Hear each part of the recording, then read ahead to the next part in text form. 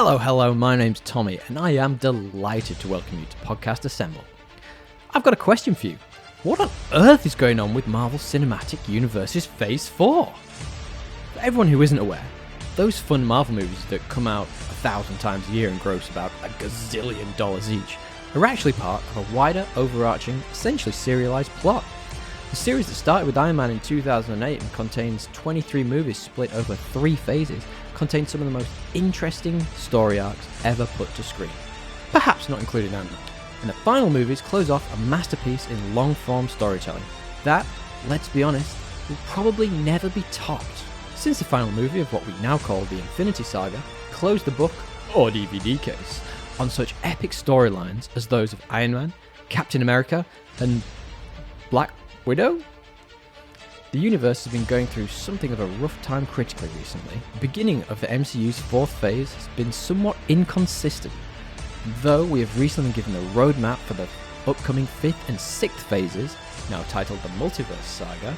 It seems the continued mild effects of the pandemic, a storm of Twitter controversy, and a tirade of content has left fans feeling a little lost for direction. Now, flailing metaphors aside, if you don't believe me, check out my previous video called Why I Hate the MCU. Spoilers, I don't actually hate the MCU. Why would I? It's great. But I got some of you there for a second, didn't I? Anyway, in the video I detail how the latest phase of the Marvel Cinematic Universe now has almost as much content as Phase 1 and 2 combined. But ultimately, bigger isn't always better. So much like Big Kev liked to break his overarching stories into chapters, let me, some random guy from the internet, break down an arbitrary number of reasons why the Marvel Multiverse Saga is being set up to fail. Let's say 5. Five's a good number, right? Spoiler warning for everything MCU.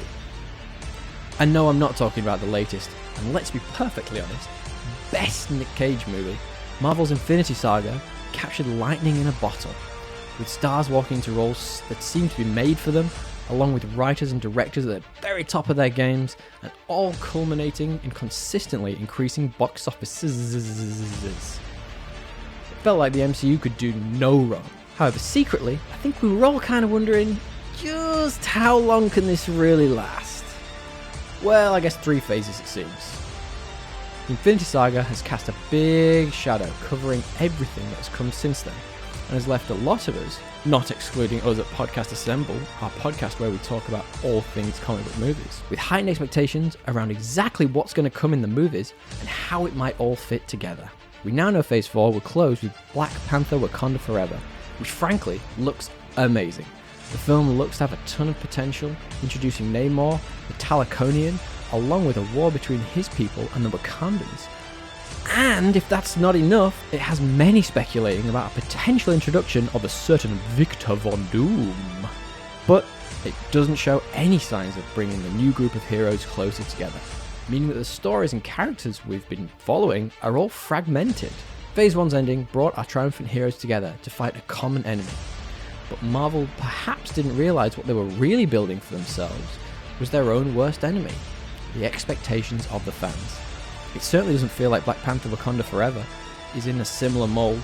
Instead, it's going to be introducing even more characters into the mix, such as Ironheart's Riri Williams. Now, we shouldn't be judging like for like, but considering the fans' overbearing weight of expectations and standards set by prior entries, it's hard not to. The end of the Infinity Saga left fans wanting more. But I guess it's just a bit unsustainable. Now, Phase 4 has a lot of fans feeling exhausted already. This could partially be down to certain movie ideas effectively being drawn out into 6 to 10 episode TV shows. Take Hawkeye, for example. It was originally supposed to be a movie, but became a TV show.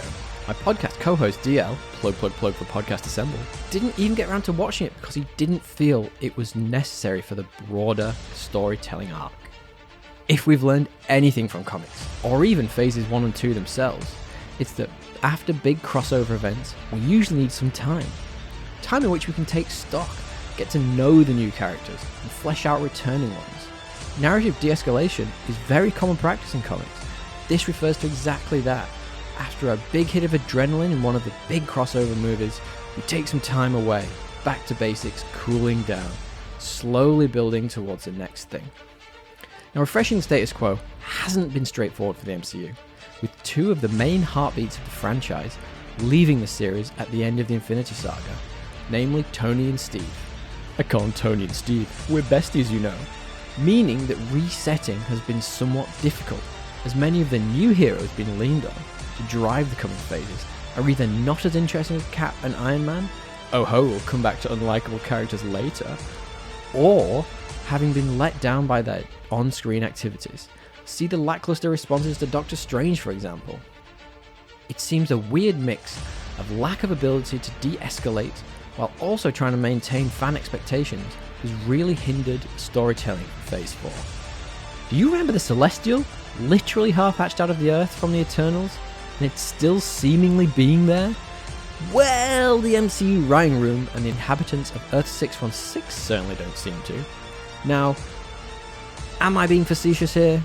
Of course I am. We all know Marvel are masters at leaving storylines dangling, only to come back sometimes years later to close the thread.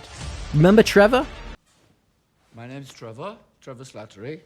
But some of the Phase 4 oversights highlight a serious flaw with the current storytelling, or clear lack of direction.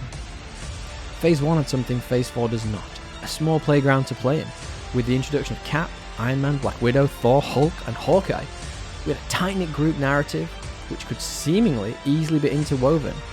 Phase 4, however, has a plethora of disparate, universe-spanning heroes, introducing the likes of Shang-Chi, America Chavez, Ms. Marvel, all of the Eternals. There's heroes all over the place. Even the She-Hulk show has seen Bruce Banner jump into a spaceship to who knows which World War Hulk issue.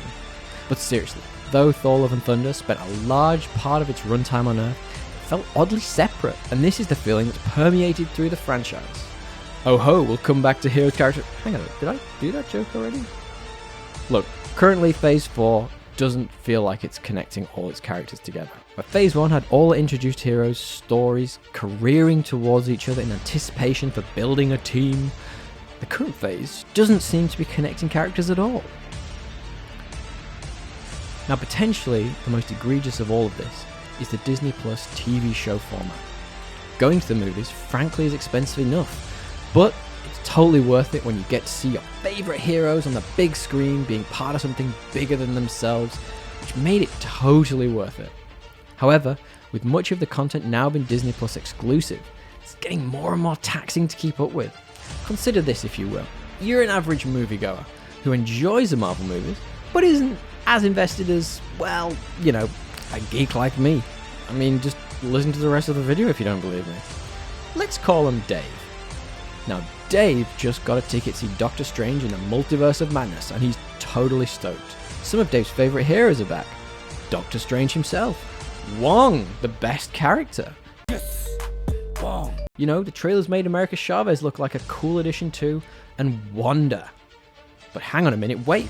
Wanda isn't a hero, she's the villain? And who are all these children she's talking about? Essentially, if you haven't stumped up the cash or the time commitment to see the Disney Plus show WandaVision, you're missing out on a seismic shift in characterization for one of the heroes you would expected to see much more of in the coming movies. Not cool, Kevin. In a sense, this would all be fine and worth it if all the extra content was as good as what came before it. But as I've discussed, well, it kind of isn't. Many of the shows lost pace in the middle, and some of the new additions are less than gripping. It doesn't lend to me wanting to invest more time into this universe.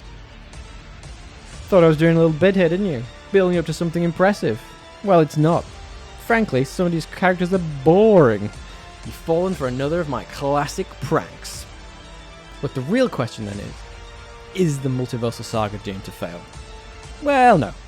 Marvel has decades of material to draw from, and is building towards one of their seminal story arcs in Secret Wars.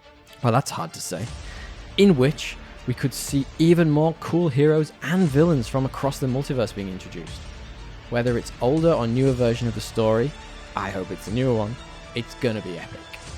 Though Phase 4 has been somewhat of a letdown, that does have a lot to do with the global pandemic. With Phase 5 and 6, we expect to see some re-escalation of stakes and some unexpected twists and turns along the way. What we want to know is, what do you think? Did you watch Hawkeye? Or am I an idiot who's just stoking fans on the internet's fire that Phase 4 isn't a stroke of genius? Sound off in the comments below. If you like what you're hearing, feel free to like, share, and subscribe. We also have that podcast I was banging on about, Podcast Assemble. Feel free to join us. We're also on Instagram at Podcast Assemble. Thanks for stopping by, everyone. Tally ho!